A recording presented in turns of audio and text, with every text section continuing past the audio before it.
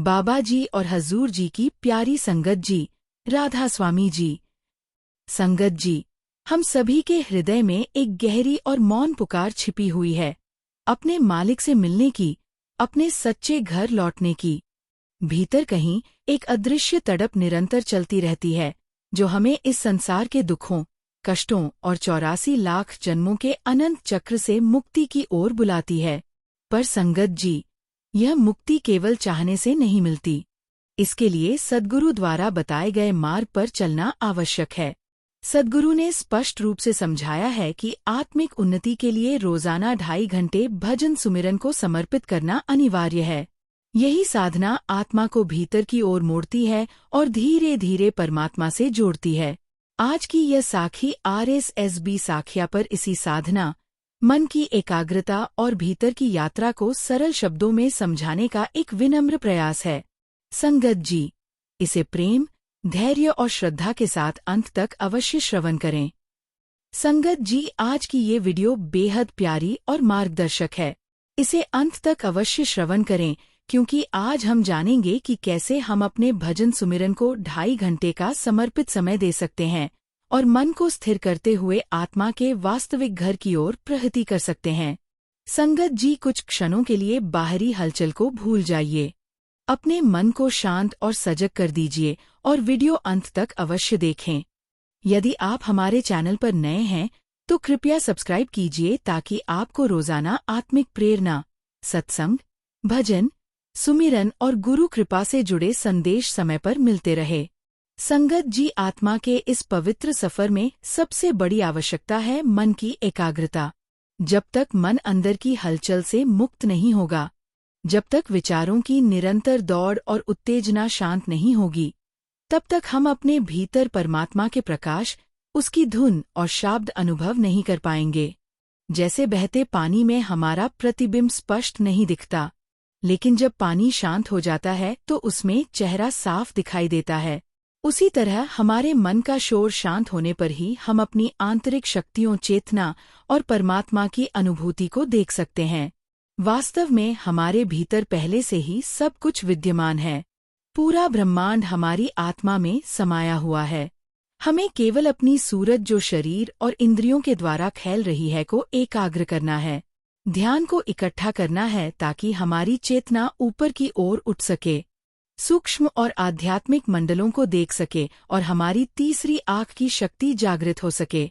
इस मार्ग में सबसे बड़ी परीक्षा है मन का ठहराव। हमारा मन हमेशा भाग रहा है, विचारों की ट्रैफिक में उलझा है और हम खुद भी महसूस नहीं करते कि हम क्या कर रहे हैं। हम रुकते नहीं, शांत नहीं होते, बस मन के कहने पर भटकते रहते हैं। यही हमारी असली चुनौती है। हम सभी सुमिरन करते हैं, पर क्या सच में रोज 2.5 घंटे तक टिक पाते हैं? कई बार 15-20 मिनट में उठ जाते हैं, आधे घंटे बाद थक जाते हैं, कभी 1.5 घंटे बैठ भी जाते हैं, लेकिन नियमितता में कमी रहती है।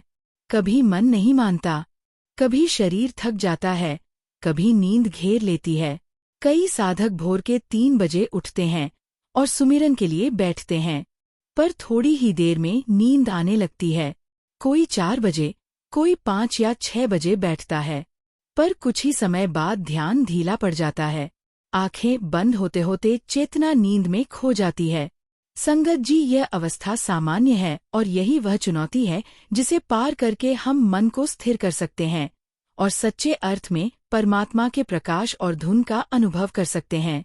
संगत जी, अब सवाल यही उठता है, अगर गुरु भक्ति इतनी दुर्लभ और मूल्यवान है, तो इसे हम अपने जीवन में सहज और स्वाभाविक कैसे बना सकते हैं? कैसे यह 2.5 घंटे केवल एक कर्तव्य न रहकर भीतर से आकर्षण और आनंद का स्रोत बन जाए? ऐसा समय जिसमें मन अपने आप लौटे और सुमिरन में रमन करने को तड़पे, जैसे कोई प्रिय कार्य जिसमें हम बिना किसी जोर जबरदस्ती के खो जाते हैं। सच ये है कि जब हमें पता है कि सुमिरन हमारे आत्मा का असली आहार है, तो फिर भी हम रोज उससे क्यों छूट जाते हैं? इसका कारण बेहद सरल है। हम सुमिरन को कर्तव्य की तरह करते हैं, प्रेम की तरह नहीं। जब तक सुमिरन में रस नहीं जागेगा, मन बार बार भटकता रहेगा। दुनिया के विषयों में हमें आनंद इसलिए मिलता है क्योंकि उनमें रस होता है। स्वाद, संगीत, संगति, खेल या मनोरंजन में हमें खिंचाव महसूस होता है। उसी तरह जब सुमिरन में भी वही रस जागेगा, तभी मन उसमें स्वाभाविक रूप से लौटेगा और 2.5 घंटे का समय आनंदमय, सहज और तृप्तिदायक लगने लगेगा।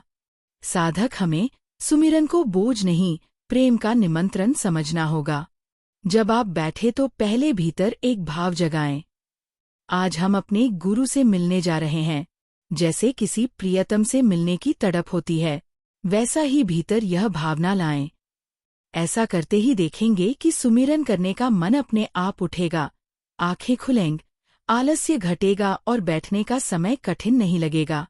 अक्सर हम सोचते हैं सुबह जल्दी उठकर सुमिरन करेंगे, पर जब सुबह होती है तो आंखें नहीं खुलती, अलार्म बजता है, फिर भी हम खुद से कहते हैं थोड़ी देर और आराम कर लेते हैं।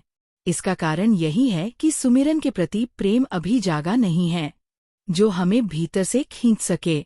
इसलिए अभ्यास के साथ साथ प्रेम जगाना जरूरी है। जब सुमिरन में प्रेम उतरता है तब ना समय बाधा बनता है, ना थकान, ना नींद। यदि वही आनंद हमें नाम स्मरण में मिलने लगे जो विषयों में मिलता है, तो कोई भी हमें रोक नहीं पाएगा। हम स्वयं प्रेम से उठेंगे और भजन बंदगी में बैठ जाएंगे। रात के 3 बजे उठकर आसन लगाया और नाम जपना शुरू किया, पर थोड़ी देर में नींद आ गई।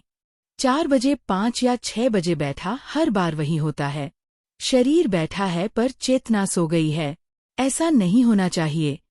जब बैठो सचमुच बैठो, जैसे किसी प्रियतम से मिलने जा रहे हो वैसे मन को सजग रखो।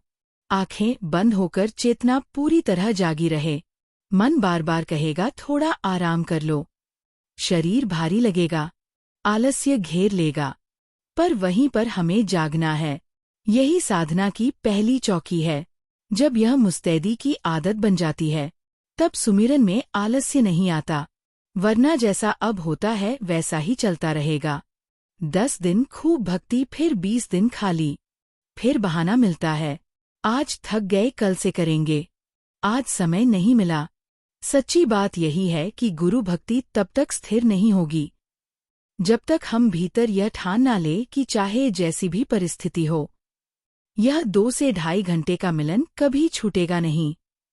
बस एक बार यह संकल्प दृढ़ हो जाए और फिर हर सुबह स्वयं गुरु की शक्ति हमें उठाने लगेगी। जब यह दृढ़ निश्चय और प्रेम जागृत हो जाएगा, तब सुमिरन केवल कर्तव्य नहीं रहेगा, बल्कि जीवन का सबसे प्रिय और आनंददायक समय बन जाएगा, जिसमें मन अपने आप रमन करेगा और आत्मा परमात्मा के साथ मिलने का वास्तविक अनुभव करेगी। संगत जी, अब ये समझना बहुत जरूरी है कि साधना केवल उत्साह से नहीं चलती, बल्कि तैयारी और अनुशासन भी उतने ही महत्वपूर्ण है। पहले मन से ये तय कर लो कि सुमिरन कोई अगर समय मिला तो करेंगे वाली चीज नहीं, बल्कि हर दिन की अनिवार्य साधना है। रात को ही संकल्प लो कि सुबह उठना है, चाहे मन कितना भी कहे कल देखेंगे। लेकिन याद रहे, यदि रात देर तक काम चलता है तो खुद पर अत्याचार मत करो। यदि आप 12 या 1 बजे सोते हो तो 3 बजे उठने की जिद मत रखो। शरीर को कम से कम 5-6 घंटे की नींद चाहिए, इसलिए अपने समय के अनुसार उठो। 5:15, 6 या 7 बजे पर उठो जरूर। उठकर पहले शरीर को तरोताजा करो, चेहरा धो लो, पानी पियो, मन को शांत करो। फिर ऐसी जगह बैठो जहां ना ज्यादा गर्मी हो, ना ठंडक और कोई शोर ना हो। समतल भूमि पर आसन बिछाओ, थोड़ा गद्देदार, ताकि शरीर आराम से टिका रहे। अब वहां बैठकर धीरे धीरे अपने ख्याल को गुरु से जोड़ो। गुरु के शब्द को याद करो, उनकी सूरत को भीतर देखो। जैसे उन्होंने सत्संग में कहा था, वैसे ही अपने मन को उस भाव में ले जाओ। गुरु की संगत का स्मरण करो। यह संगत केवल बाहर नहीं, भीतर भी है। यहीं से सुमिरन की शुरुआत होती है। बाहर से भीतर की ओर पहले मन को उस पवित्र उपस्थिति में टिकाओ, फिर शब्द के साथ जुड़ो। नाम जपने की जल्दी मत करो, पहले भीतर भाव जगाओ।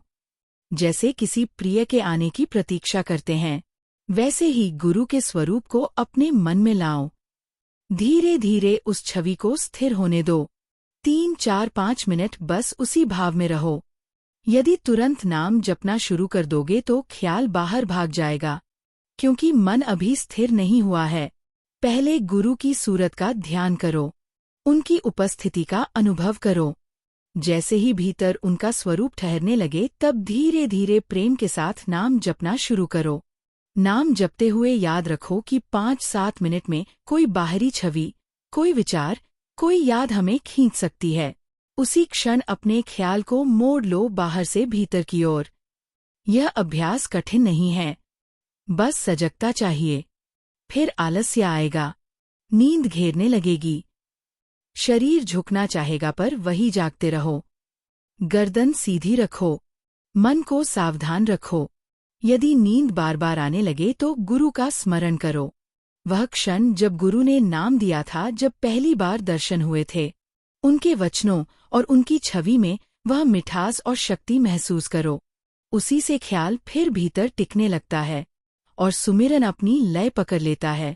जब ध्यान थोड़ा बन जाए तो धीरे धीरे फिर से नाम के सुमिरन में लौट आओ।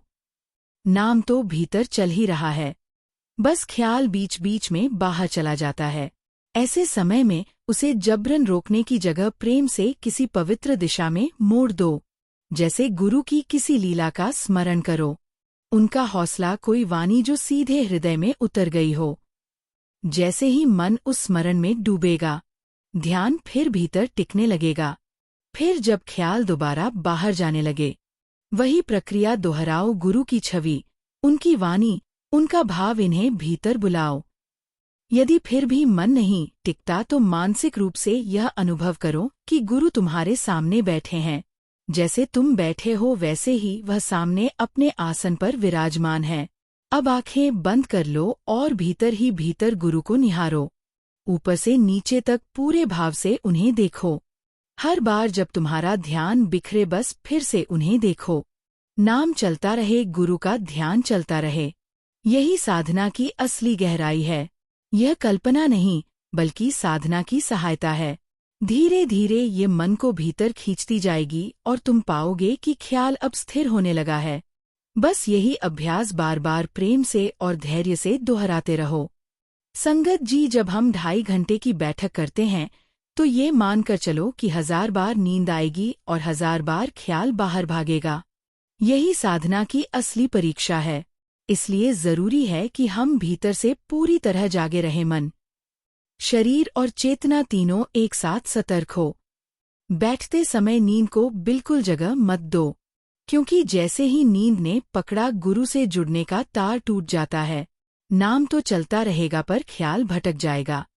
बहुतों को यही भ्रम रहता है कि वे 2.5 घंटे नाम जपते हैं, लेकिन भीतर से जानते हैं कि उसमें से 1.5 घंटा नींद में बीत गया।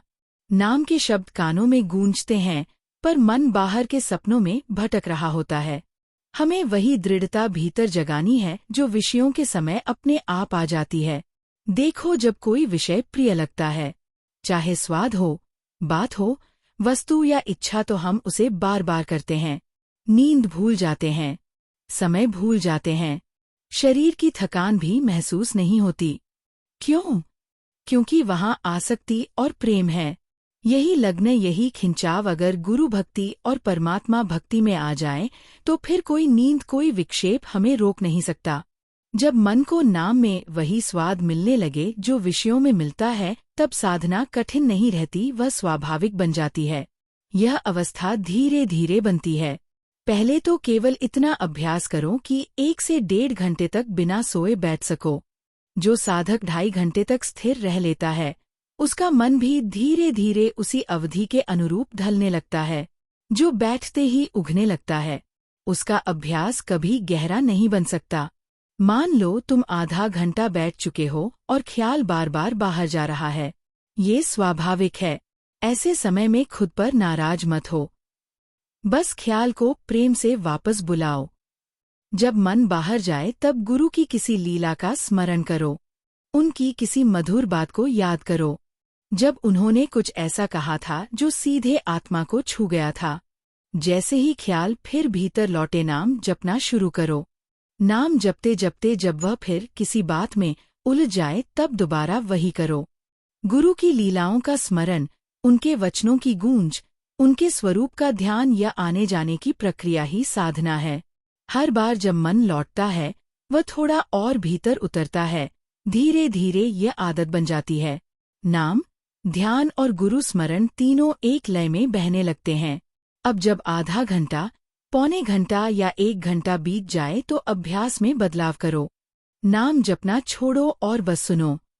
वही नाम जो अभी तक मन से जपा है, अब उसी को मन से सुनने की कोशिश करो। शब्द भीतर गूंज रहा है, अब मन ही श्रोता बन जाए। यही परिवर्तन साधना को गहराई देता है। जब हम नाम सुनते हैं, ख्याल शब्द के साथ टिकता है, फिर मन बाहर नहीं भागता और भीतर स्थिर होने लगता है। यहीं से सुमिरन धीरे धीरे भजन में बदलता है, जहां हम करने वाले नहीं रहते, बस सुनने वाले बन जाते हैं।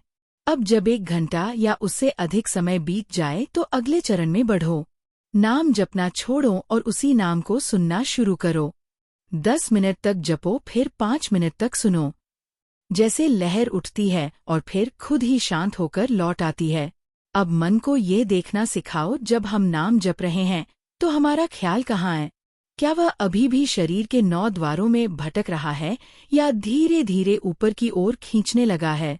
अगर अब भी वह नीचे है, कोई चिंता नहीं, बस अभ्यास बनाए रखो। ये सुनने और झपने की लय धीरे धीरे ध्यान को ऊपर उठाती है। जब महसूस हो कि ख्याल ऊपर जा रहा है, जैसे भीतर हल्कापन, आकर्षण, खिंचाव, तब और जाग जाओ। शरीर को स्थिर रखो, मन को डरने मत दो। ये मत सोचो कि कुछ हो रहा है या उठ जाना चाहिए। याद रखो, जब ख्याल ऊपर उठने लगे यात्रा शुरू होती है। जैसे ही ख्याल ऊपर की ओर उठे, भीतर कुछ दिखाई देने लगेगा। कभी हल्का प्रकाश, कभी नरम ध्वनि, बस उसी का अनुसरण करो। वह प्रकाश या ध्वनि ही तुम्हें सहज रूप से ऊपरी स्तर की चेतना की ओर ले जाने का प्रारंभिक द्वार है। अब जो समय बचा है, लगभग 1.5 घंटा, उसे इसी अनुभव में साधो। 1 घंटा तो बीत गया। सुमिरन करते हुए अब शेष समय को भीतर की दिशा में लगाओ। जब ख्याल ऊपर चढ़ रहा है तो वह किसी संकेत से चढ़ता है। कभी प्रकाश, कभी शब्द, कभी अज्ञात खिंचाव। थोड़ी देर में मन फिर कोई नया विचार लाएगा, कोई छवि, कोई स्मृति। उस समय सावधान रहो। अगर वह ख्याल बहिर्मुखी है, किसी व्यक्ति, वस्तु या याद से जुड़ा, तो तुरंत अपनी दृष्टि मोड़ लो। गुरु की लीलाओं का स्मरण करो, उनके स्वरूप को भीतर लाओ। उस एकाग्रता को प्रेम से थामे रहो।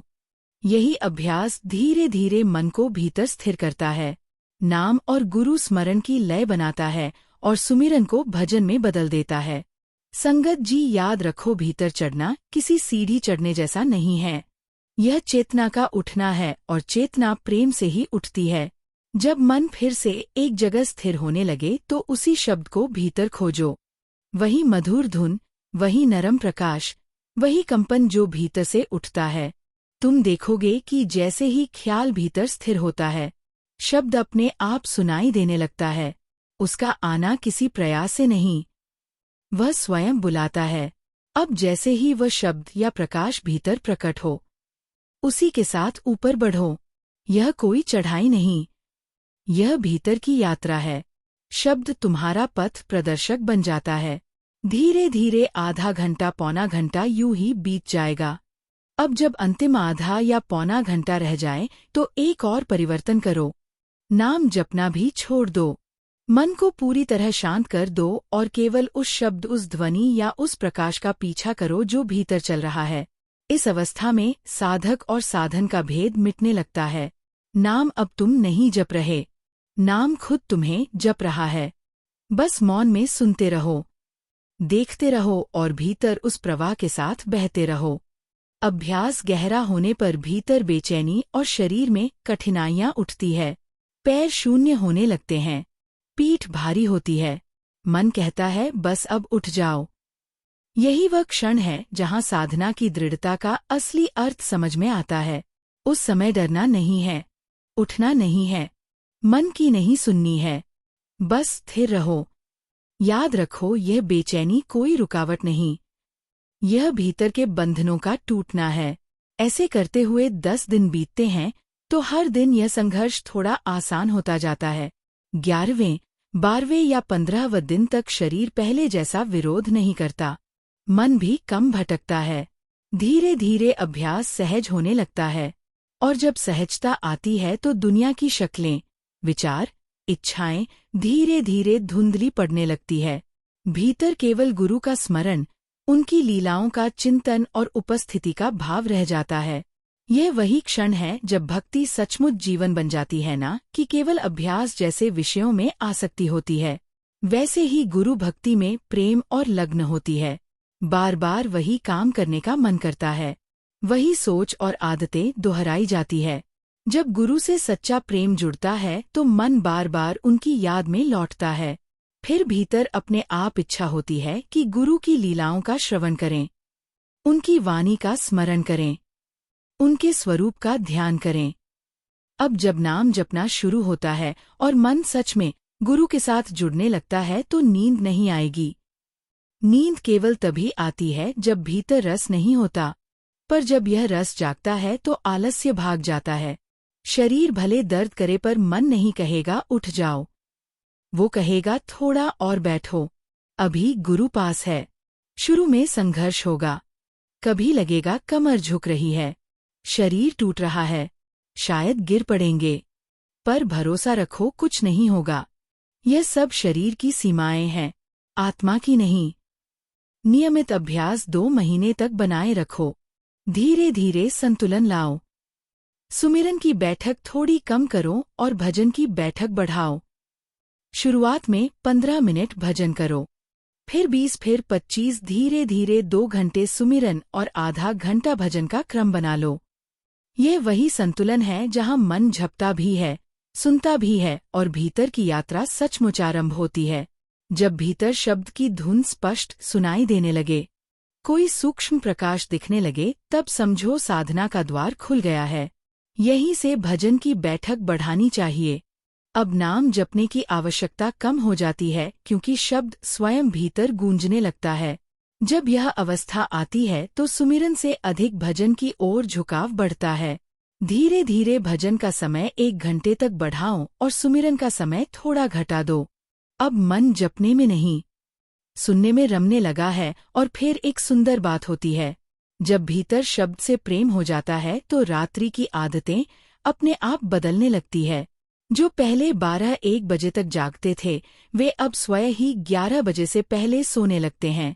भीतर एक खिंचाव होता है, जैसे कोई आवाज बुला रही हो, जल्दी विश्राम करो, हमें मिलना है।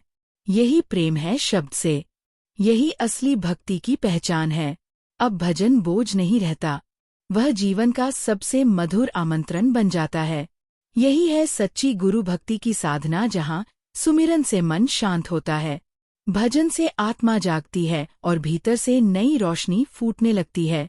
संगत जी, ये मार्ग कठिन जरूर है, पर जो एक बार इस प्रेम में उतर जाता है, उसके लिए हर सुबह एक नई कृपा बन जाती है। धीरे धीरे शब्द से, गुरु से और उस अनंत प्रेम से मिलन होता है। ऐसी अवस्था में ना कोई डर होता है, ना थकान, बस एक अटूट शांति का अनुभव होता है। संगत जी, यदि आज की ये वाणी आपके मन को छू गई हो, तो इसे केवल अपने तक सीमित न रखें। संभव है कि किसी और की आत्मा भी आज इसी प्रेम और शांति की तलाश में हो। आपसे विनम्र निवेदन है कि इस वीडियो को लाइक करें, अपने परिवार और संगत के साथ साझा करें, ताकि गुरु की ये प्रेरणा औरों तक भी पहुंच सके। यदि आप हमारे चैनल पर नए हैं तो RSSB साखिया को सब्सक्राइब अवश्य करें, ताकि आपको नियमित रूप से सत्संग, साखिया, भजन, सुमिरन और गुरु कृपा से जुड़े आत्मिक संदेश प्राप्त होते रहें। संगत जी, इस पवित्र आत्मिक यात्रा में हम सब मिलकर आगे बढ़े, गुरु की दया, प्रेम और शब्द के सहारे। राधा स्वामी।